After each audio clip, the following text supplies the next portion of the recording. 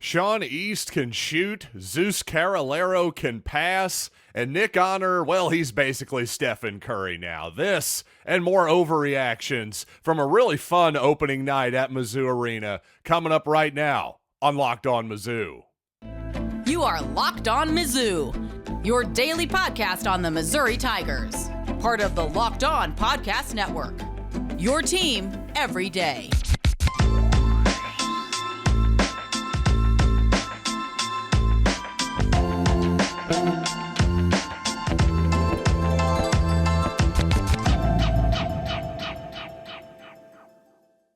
Hey, all you true sons and daughters, I'm John Miller, your Mizzou mafioso and the central scrutinizer of Missouri Tigers football and basketball. And just a quick reminder, go to the Game Time app in your app store, download the Game Time app, create an account, and use code LOCKEDONCOLLEGE for $20 off your first purchase. And the first Missouri basketball game last night, frankly, was a blast for the most part. Although the officials, well, they had their say in terms of really slowing down the flow, in particular in the first half, just calling a ton of fouls that really slowed things down, made it a parade to the free throw line at a certain point. But really, that's about my only complaint from opening night, and we'll talk a little bit more about the officiating, the way the game was officiated for the most part, what this means for the future of the season, quite possibly, a little later in the show. But I just want to start off on the positive because there were tons of positives. Number one, what a blast. Honestly, I mean, my goodness.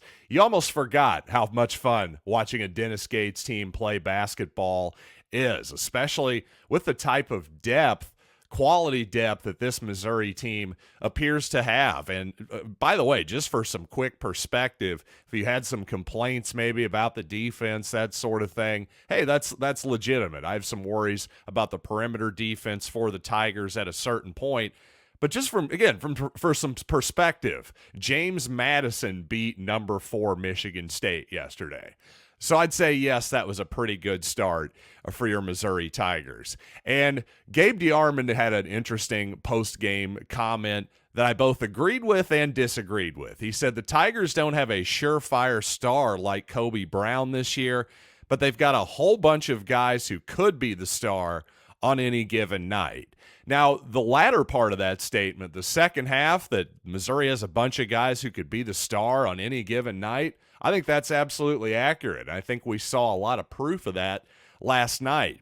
But the idea that the Tigers don't have a surefire star like Kobe Brown this year, the only slight disagreement I'm going to have there is I don't think Kobe Brown was a surefire star coming into last season. By the end of the year, was he a star? Absolutely. But in his first 3 years at Missouri, Kobe Brown was not a star. He was a really solid SEC basketball player. He was not a guy that I expected to have the kind of love that he got his senior year for Missouri fans. He earned it by not only sticking around, but raising his level of play to that star level. So all I'm trying to say here is that I think that Missouri could very well, based on Dennis Gates' ability to coach and develop players, very well there could be somebody on this team who emerges as a star. For instance, my open about Nick Honor basically being Stephen Curry, obviously my tongue was very much in my cheek there, but to my point there, 10 three-point attempts by Nick Honor last night. He knocks down 4 of them. That is not the type of player that Nick Honor used to be. That is not the type of guy he was last season. He is a pass-first type point guard. So the fact that Honor was very much willing and able to gun some shots up last night as if he is in a Steph Curry type of role, I just thought that was great to see and a really good sign for the future of this basketball team. And speaking of point guards knocking down shots, Sean East obviously played a great game, knocked down 2 out of 3 from long distance, which obviously something I talked about in my preview show yesterday was one of the biggest things I wanted to see. Can Sean East improve that outside shot? Because if he can, boy, he is going to be tough to guard for anybody in the country. He's got a really good handle, a great first step, and he finishes well in the paint too. So if he can, again, if he can keep this up the rest of the season, first day, obviously a really good sign for the Tigers. But again, just tons of good signs for this team so far. How about Jesus Carralero Martin? Just throwing wild, beautiful, I don't mean wild, I mean on target. By wild, I mean just beautiful, like, whoa, those kind of surprising wow passes on backdoor cuts multiple times, just doing serious damage at the top of the key, throwing just some of the most beautiful passes I've seen at Mizzou Arena in a long time in a really short span there. Actually, Carralero didn't really play much in the second half. I think that was more to get other bodies in there, but he was impressive, obviously. You know, Aidan Shaw, of course. Man, he was everywhere defensively. I really thought that Shaw could have a breakout season in his sophomore year, and so far so good. 9 rebounds, 5 blocks. Again, I think he can guard just about anybody on the court. Really, really impressive start by him. It seems like, I mean, he was just playing so hard, and as were all of the Tigers, by the way. That was one thing I loved about Caleb Grill's game last night. Even though he was 1 of 6 from the three-point line, had, I believe, 7 rebounds, was, again, just hustling all over the place, playing good defense. Fortunately, I think he escaped injury there. There was kind of a scary moment where he got undercut a bit, landed hard on his elbow. I was going, I really hope he isn't seriously injured there. Pierce Caleb Grill is just fine. But again, just so many positives to take away from this basketball game if you're a Missouri fan. And as for who does replace Kobe Brown's production, well, I thought Noah Carter did a pretty good impersonation last night so far. 7 of 12 from the floor, knocked down a three-pointer, did a good job of bullying his way into the paint against some smaller defenders over and over again. That's certainly something he and Kobe Brown both did a lot and effectively last season. So I thought Carter looked every bit like you'd expect. And of course, Tamar Bates, just a fantastic game from him. 7 of 9 from the field, hit all of his three-pointers. A beautiful dunk in traffic. You know, just his arms are lanky as heck, and just so much more length on this team in general, even without Connor Vanover, by the way. And we'll get to his weird suspension here in just a little bit. But Tamar Bates, along with Anthony Robinson in the backcourt, I was surprised that he got 14 minutes in that ball game. But really, the freshman point guard there in Anthony Robinson, when I thought about it, if Missouri is really going to start Sean East and Nick Honor all season, well, it does make sense that Robinson is the most logical backup there as a true point guard. And he really looked the part yesterday. I thought he played very under control. Thought he had a nice finish in the paint at one point. And again, just the length there defensively. He's got a lot of defensive upside here as his career plays out.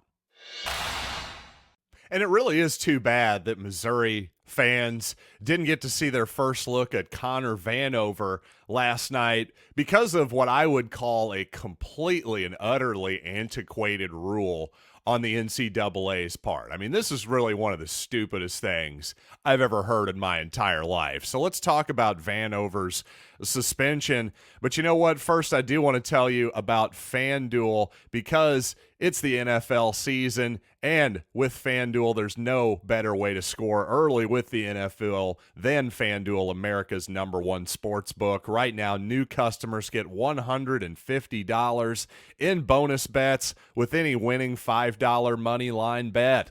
That's $150 if your team wins. So if you've been thinking about joining FanDuel, there's no better time to get in on the action. The app is super easy to use, wide range of options, including spreads, player props, over-under totals, and more. So visit FanDuel.com/LockedOn and kick off the NFL season. It's FanDuel, official partner of the NFL.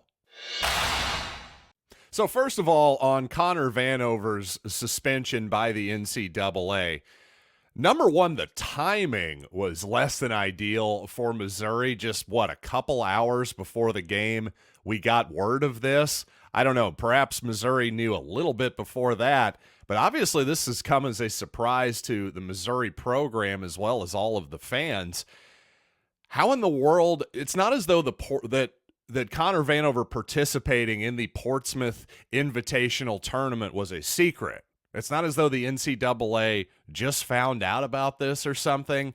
So number one, that's pretty bizarre. But number two, in a post-NIL world, in a world we're currently, I shouldn't say post, in a world of NIL, of name, image, and likeness, where Luther Burden can get paid for putting his face on potato chips and going to emos and all this other stuff. And, car dealerships are dropping all kinds of money off to prominent players and some teams are getting cars and all this kind of stuff. All of this is now perfectly legal, but you go play in a basketball tournament somewhere? Well, now we got a problem. Congratulations, NCAA. Really, you really showed that trickster Connor Vanover what's up. He almost got one over on you, but you showed him.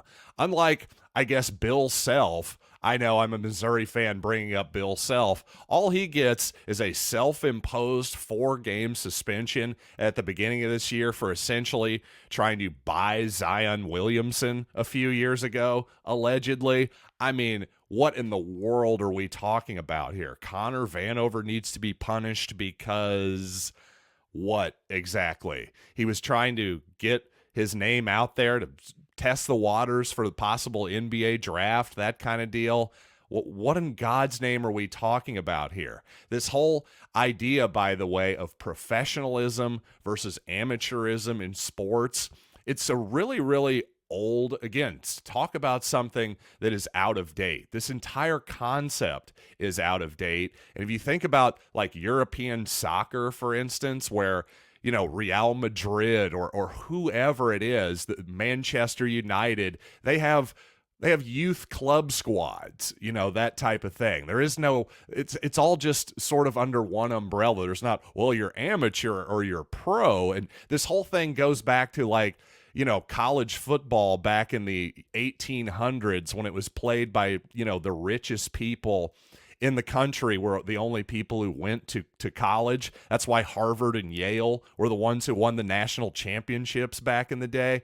Well, it was like, the professionals, that's the lower class people who play sports. So this whole weird divide, it has very bizarre historical things, and it has absolutely nothing in common with how basketball and football in college sports actually exist in 2023. So again, real slow, sarcastic clap to the NCAA for throwing the hammer down, for throwing the book at Connor Vanover. Really, congratulations. You guys have really made a huge difference this week.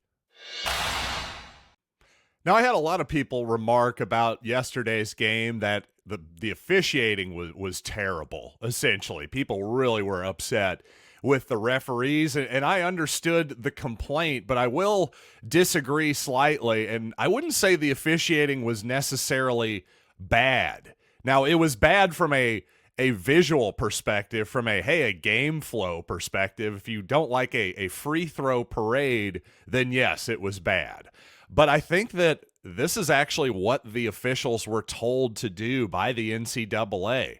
I've heard quite a bit about how the new charge rules, essentially the points of emphasis, if you will, by the NCAA basketball officials, it's going to be a lot harder to take a charge than it used to be. Now, on one hand, actually, I'm a big fan of this. I think over the years, the charge play, especially in college basketball, has gotten completely out of hand. Basically, especially the last few years, it just seems like the defender in those situations gets the benefit of the doubt every single time, to the point where it just becomes a flop fest at a certain point.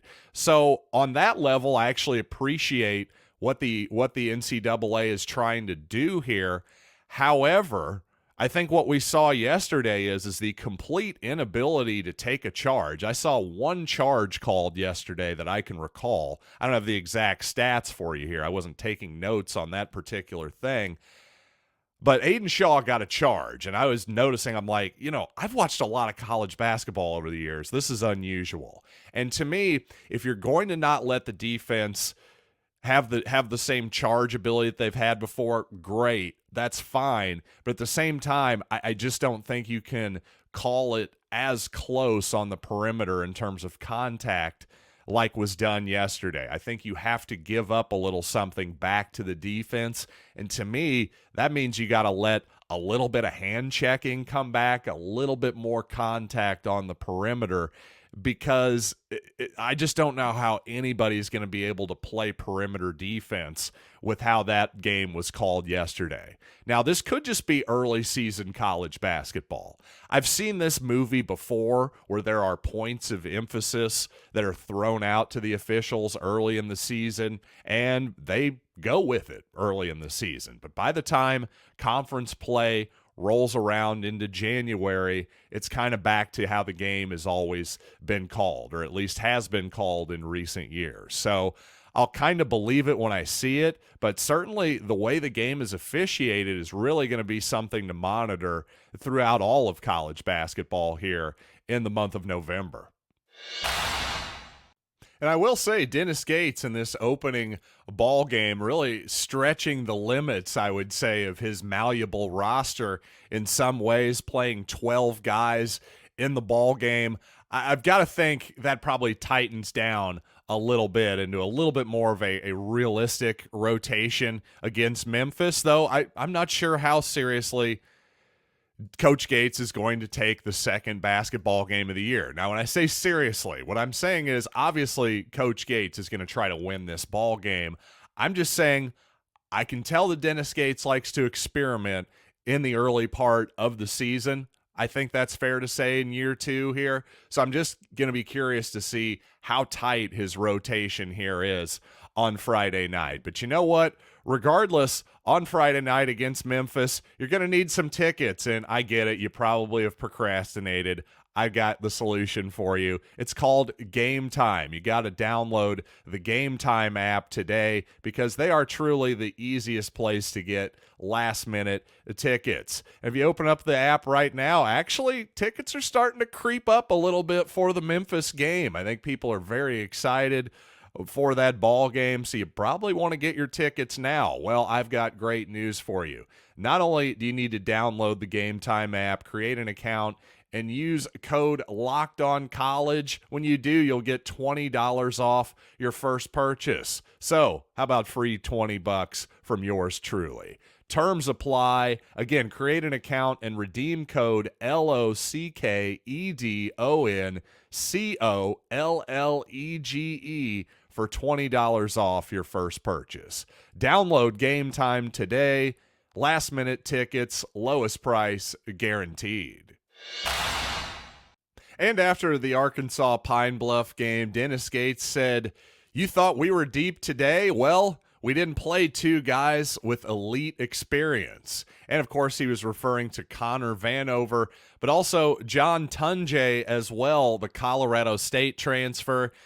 He's had dealing with some type of injury here lately, though Gates said he's been practicing full speed. He went through walkthrough today. I'm excited with what he brings to our team. So if I were a betting man, as I am over at FanDuel Sportsbook, of course, I would say that John Tunjay will probably play on Friday night. That's what that sounds like to me. And, well, also a total of 180 points scored in this ball game. Missouri gets over 100. Seems like my original take about the total was correct, but just how high the total was kind of spooked me a little bit, I have to be honest. But it turns out I should have trusted myself, especially, frankly, when Connor Vanover was ruled out maybe a couple hours, maybe an hour and a half before the game. That news hit Twitter. Well, that was, frankly, a moment to pounce. If you are a gambling man, as I am, that's kind of moment to pounce because that's the news that's probably not going to move the line very much or the total. But if you think about how Dennis Gates likes to play basketball, well, you take the big 7'5" guy who, let's be honest, might slow things down just a tiny bit in terms of flow. Not an insult, just an observation about how the game is going to flow.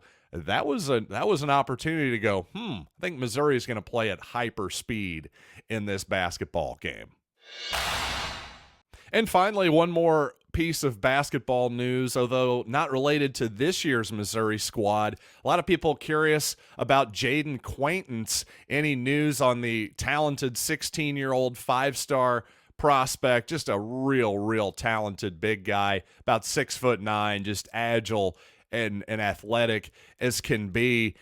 Well, JQ no longer considering the G League. That had been considered a lot. Probably the three biggest options were Missouri, Kentucky, and the G League Ignite, although Quaintance still considering Ohio State and Florida. Officially, word on the street is it's probably down to Missouri and Kentucky. I think it's interesting to think about the G League, again, in this world of name, image, and likeness where you can get paid in college, especially at a place like Kentucky, at a place like Missouri, where apparently the NIL funds are flowing pretty lucratively for a lot of people, definitely helping the Missouri recruiting base right now. But as I was sort of saying a few weeks ago about Jaden Quaintance, if I were his father, I think I would encourage him to go to college. I really would, just in terms of having a better lifestyle at that point. Now, from a pure basketball sense, I could see the argument for actually maybe the G League is a better place to purely develop your basketball skills, but especially considering Quaintance, reclassified, pulled the Jonte Porter move, going to graduate from high school a year early. I just think I'd rather have my son growing up in a college environment with somebody like Dennis Gates, a guy who obviously cares about all of his young men and thinks about them as more than just basketball players. I'd rather have him guiding my son through his teenage years, especially as a young man who's incredibly talented, going to have all kinds of opportunities and temptations thrown his way.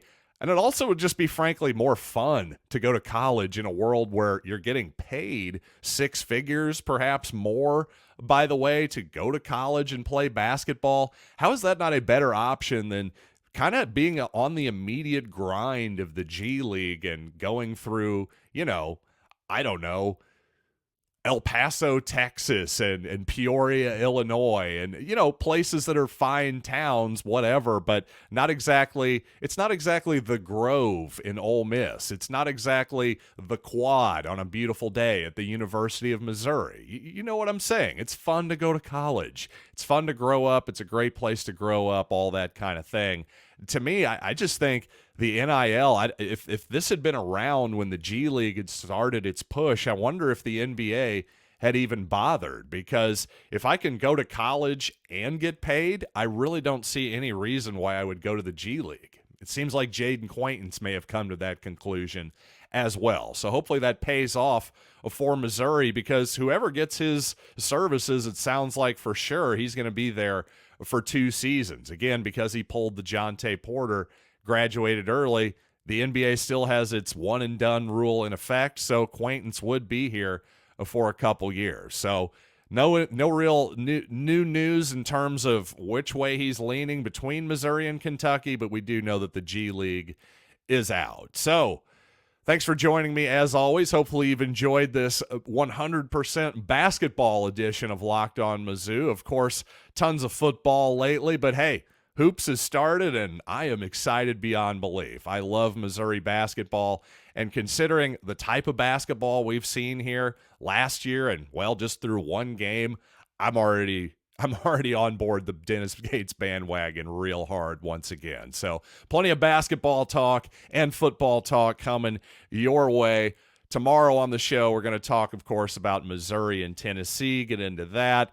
Just start to think about the Vols. I got to say, leaning toward the under already there. There's a preview, 58.5. That's a pretty high total, in my opinion, for this matchup. But you know what? Until then, thanks for making this show your first listen every day, and I am John Miller, and this has been Locked on Mizzou.